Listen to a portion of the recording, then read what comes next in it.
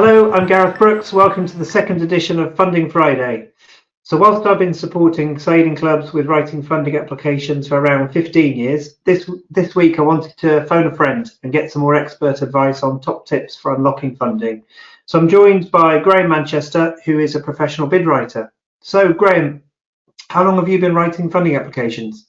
Hi Gareth. Well, I've been involved with a range of funding projects for Sport England, the RYA, sports clubs and charities over the last sort of 20 years. Most recently, this has included applications to Sport England's Community Asset Fund and the Small Lottery Fund, and projects have tended to range from as little as a few £100s up to large-scale capital projects. Yeah, there's still plenty of funding out there. There's masses of funding out that we can access, isn't there? Yeah, I think so. Yeah, there's lots of opportunities. Great, good. Okay, so between us, we should be okay then. So let's get started on our top 10 tips for unlocking funding. So top tip number 1 is having a strong project title and description. So Graham, why do you think this is important? I think it's really important to have a clear description of what you're trying to achieve with the project that kind of captures what it's all about. So ideally, this should incorporate the project's aim and the outcomes, so what you're actually trying to achieve with it. This will make it easier for funders to understand and support your project, and ideally will really catch their attention early on. Okay, so number 2 is demonstrating that there's a need and a demand for your project. Yeah, absolutely. I mean, for me, this is one of the most important elements of any application, but still one of the weaker areas of some of the applications that I see. And unfortunately, this often results in those applications being turned down. So, Graham, what do you think clubs need to do? Well, it's really, really important to the funder that you can prove that there's a need for the project. They don't want to invest in white elephants. They want to know that you can run with this thing and it will make a real lasting change to your community.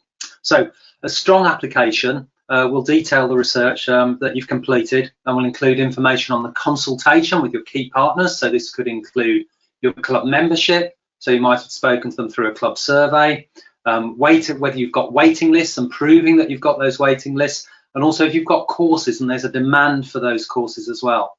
So for larger scale projects, use the sports participation research, which is available on things like the Sport England website, and that will give you the stats which will help really strengthen your application.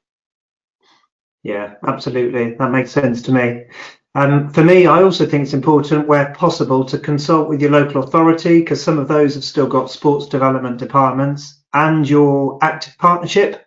So that's the new name for those county sports partnerships that lots of clubs have worked with in the past. And when you're talking to those, trying to get information about how they think the project might meet the wider needs identified within their own strategic plans. And the other great thing with those county sports partnerships or active partnerships is that they may already have some evidence of need, that have some research that they've completed, which can make your life easier. Oh, and don't forget to speak to your regional development officer as well and discuss how the project helps to deliver aspects of their RYA regional plan as well. Top tip number 3 is to consider and detail the benefits of your project. So I think this is all about identifying what difference your project will make. It's about the wider impact your project could make on people's lives, whether that be about physical well-being, mental well-being, community cohesion, or economic development. But it's also about who the project's going to benefit as well. And probably at this stage, it's worth considering who potential funders might want to support. So last week, I talked a little bit about Sport England and who their priorities are at the moment. And it's really those underrepresented groups like women, older people, disabled people, people from poorer socio-economic backgrounds, etc. But Graham, what are your thoughts on that one? Yeah, there's also other things to consider. Could be who do you want to share the facility with, or the water.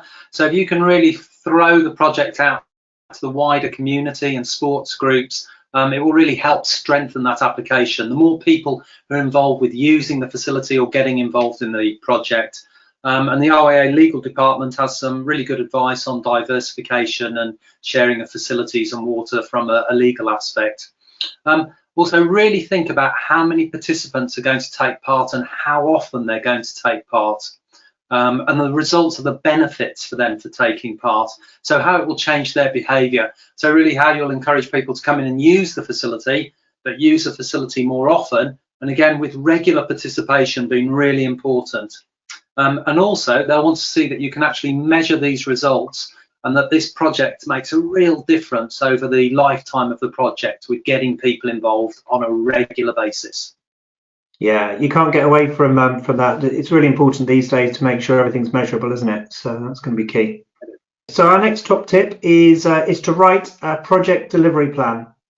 So from my experience, projects that have been carefully thought out, they've been planned and described, are just more likely to succeed at this stage of the application process, but also when they come to the delivery process as well. So this information's got to be captured, it's got to be formed into a project delivery plan. And I think the size and the detail of the plan will kind of depend on the complexity of the project. So it might be a one-pager, or it might be something more detailed than that.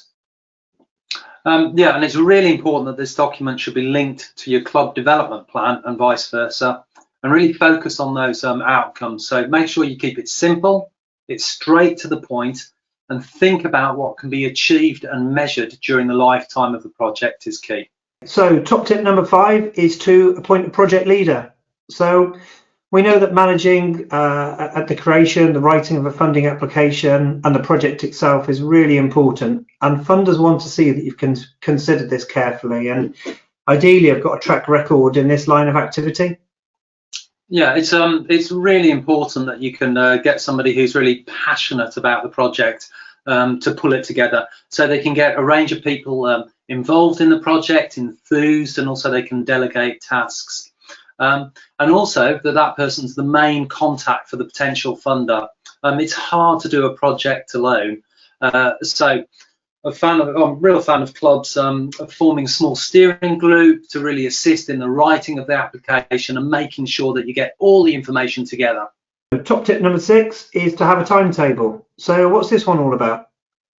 Well, it takes time really to gather all the information and support that you need for your application.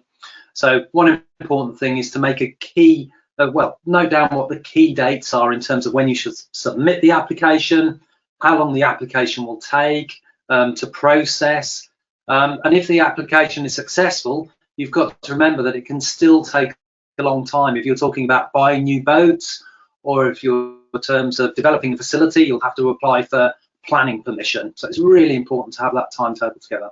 So the next top tip is all about project costs. So please remember that when funders are looking at project costs, they're going to really examine them quite closely. So it's important to make sure that they're clear and transparent. Yeah, that's right, Gareth. So I'd say it's really important that you draw up a list of all the associated costs and agree what the money is going to be used for. Remember that most funders will only fund new projects and they'll not fund projects retrospectively. So please don't purchase or commit to purchase any item that you wish to have funded prior to receiving that confirmation letter. That's really important. And when you have a clear idea of those costs of the project, this will help also when you're deciding which funder you want to approach. Yeah, absolutely. And I think the other thing is most funders are going to want to see up-to-date audited accounts for your club. So you're going to need to have those available. And the other element is that it'll often strengthen an application if you've got some partnership funding as well. It doesn't need to be loads of money, but it really shows a commitment from a wider community if there's another group that's contributing to the project financially as well. The other side to that, of course, is contributions in kind, such as sort of volunteer man-hour contributions. So they may be taken into account as well. So I know Sport England will accept a volunteer, 1 hour of a volunteer time as being equivalent to about £20.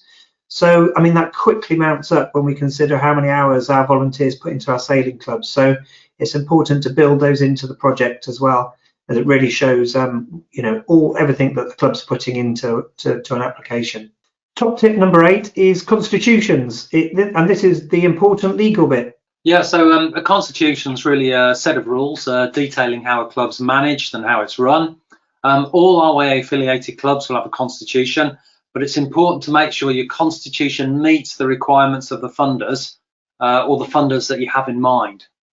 Yeah, absolutely. And the RYA legal department are great at this, and they can provide advice to affiliated organisations on constitutions and common constitutional conditions required by the different sports councils, such as Sport England, Sport Wales, and so on.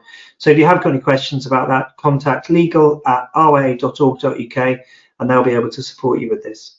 Top tip number 9 is to find the right funder. So this is really clearly it's important, and it's one of those where you've just got to do your research. So read about the different funders and decide which one is most likely to meet your requirements, and really, really importantly, that your project matches the funder's objectives. So not all funders are going to be interested in increasing your club membership or racing numbers, but they might be interested in increasing community cohesion, for example. So think about how sailing can act as a vehicle for achieving the funder's objectives. Yeah, that's right. So with that, make sure that you read all the pre-application guidance notes, double check that your organisation is eligible for the grant, and ensure you're aware of the terms and conditions that they'll attach to giving you the grant. And it's also worthwhile contacting the funder if you have any questions. It's good where you can to really try and build a relationship with them, especially with the case officer, so if you have any issues in the future you can come back to them.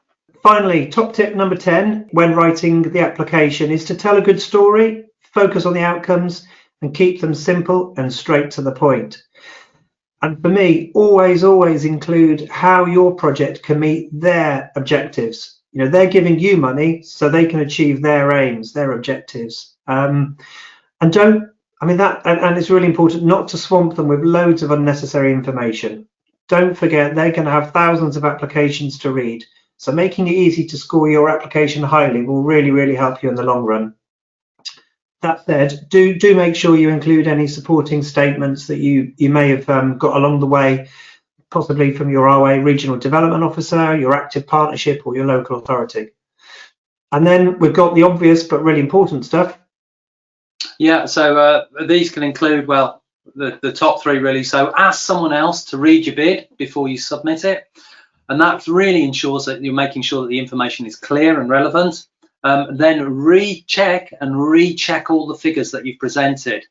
I also would like to list how you promote the project in the future and the funder if you're successfully. And then finally, gather and check all the essential documents before completing the application, such as your constitution and accounts, and before you send all the information off. Brilliant. Thanks, Graham. Thanks for your help this week. It's been really useful. So there we have it. 10 top tips to unlocking funding. Good luck and let us know how you get on. If you have any questions, please drop us an email. But next week, we're going to be looking at finding the right funder for your project. So check us next week at 10:20 on Friday morning.